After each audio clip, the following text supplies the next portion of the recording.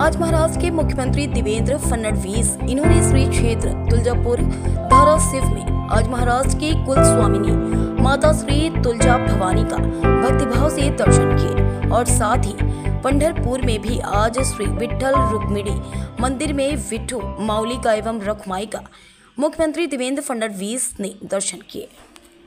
आई तुळजा भवानी ही महाराष्ट्राची कुलस्वामिनी आहे। प्रत्यक्ष छत्रपतींना छत्रपती शिवरायांना आई तुळजा भवानींचा आशीर्वाद होता आणि त्यांनी हिंदवी स्वराज्याची स्थापना केली, रयतेचं राज्य आणलं।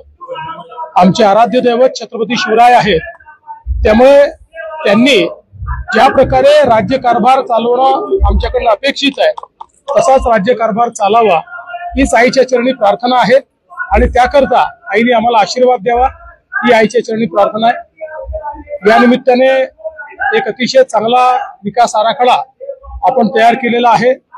मंदिराचं काम देखील चालू झालेलं आहे।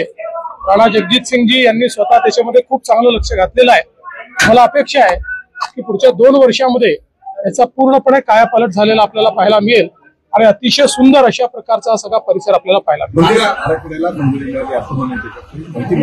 मंदिर आराखड्याला मंजुरीच आहे, त्यात काही टेक्निकल गोष्टी आता फक्त अंतर्भूत करायच्या, तेवढं झालं की सगळी मंजुरी होणार आहे। पण त्याची वाट न पाहता आम्ही तात्काळ जी महत्वाची कामं आहेत त्याच्याकरता पैसा रिलीज करतो। सर, एकच प्रश्न, उदयनराजेंनी शिवाजी महाराजांबद्दल जे वक्तव्य वेगवेगळे होत राहतात त्याच्याबद्दल नाराजी केली, सरकारवर नाराजी व्यक्त संभाजी महाराजांनी केलेली आणि त्याच्यात प्रकाश आंबेडकरांनी सुद्धा टीका केलेली आणि स्पष्ट करावाची भूमिका मागणी केलेली आहे।